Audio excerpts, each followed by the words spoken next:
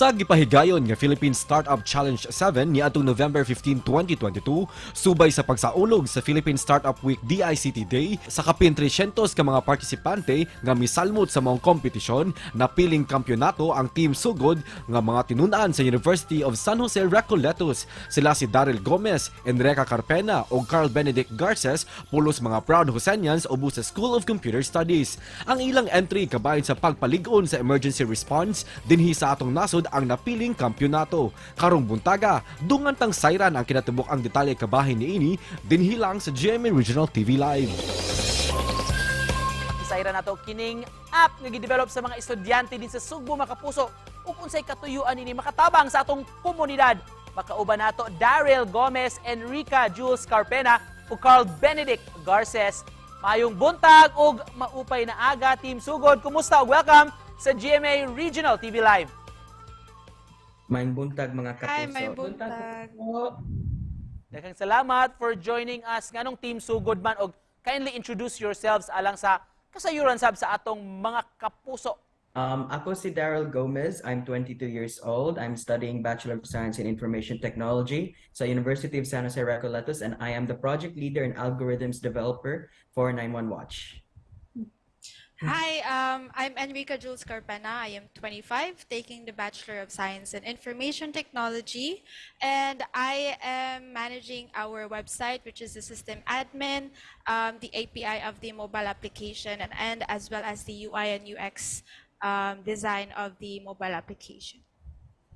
May buntag mga kapuso, ako di isa si Carl Garces. I am 22 years old, taking up Bachelor of Science of Information Technology, and I am also the lead mobile designer of the 911 Watch applications for both the responder and the user app. Briefly, nganong Team Sugod ang tawag sa inyong grupo? So we actually we started off as F2P. However, when we were developing our algorithms, we're actually one of the first innovators to think of a special way to connect people to emergency responses. So we came up with Sugod since we are dedicated to starting new innovations right here from our own little city. Congratulations Daryll, Enrica ug Carl sa inyong pagkapili champion sa Philippine Startup Challenge. Pwede bang ma-share ninyo ninyong milestone inyong nakabot, Daryll? Okay. Well, it started off as from among capstone nga subject. As part of our compliance procedures, we were requested to submit our project, just a proposal to the ICT. But as chance would have it, we were shortlisted for regionals. We were required to actually throw in a pitch. And that's when we concentrated all of our efforts into the business aspects of the application. And then after some deliberations, we came out as regional champions representing Region 7 in the national competition. And in the national competition, where we actually won as champions for the entire nation. How do you come up with this idea? Og diin ko mo nakakuha og inspiration ani Enrica? The concept was inspired by the individual experiences of team members, as well as the stories sa among mga kaila and friends, families, friends of friends, and regarding contacting emergency services. There are simply too many dispersed emergency contact numbers and hotlines that no man can memorize, especially during an emergency, along with other factors that contribute to the difficulty of contacting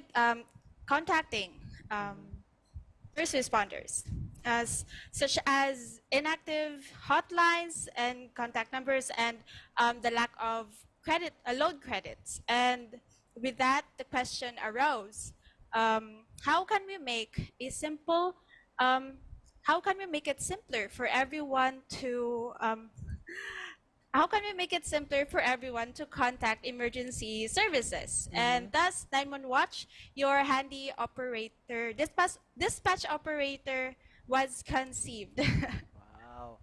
Promising kay inyong service app nga develop sa unsang pamaagi man ni makatabang sa atong mga LGUs o mismo sa atong mga constituents sa katawhan, Carl. So in our promise, we really wanted to centralize the emergency service everything. We want everything from fire, from police, from medical to be just in one single app, making it easier for everyone to access, both for the government side and for the users. So that with just one touch of a button, they can already contact their emergency service right away. Just to close this, Daryl, Carl, og Enrica, unsa may message nga gusto niyo ipaabot sa atong mga kapuso nga nagtan-aw karon? For me, I just want to tell our fellow Kapusos to keep innovating because who knows, you could be the next Philippine Startup Challenge champion, di ba, Carl? Di ba, That's true. Enrica? Yeah, For me, that's true. I think it's really important for us to innovate or try to learn something new, because it's better now we get to change, we get to improve on what we already have. Yeah, for me, adelante, keep moving forward. If you have an idea and you think that idea can solve problems, then why not try to innovate it, try to make it into a reality. Congratulations ninyo ha, og kudos sa inyong dedication o sa inyong commitment pagtabang sa atong komunidad. Mga kapuso, mga estudyante sa USJ-R, si Enrica, si Daryl, og si Carl. Thank you! Thank you so Thank much. you. Thank you, Thank you Kapuso. for having You have a good us. one too.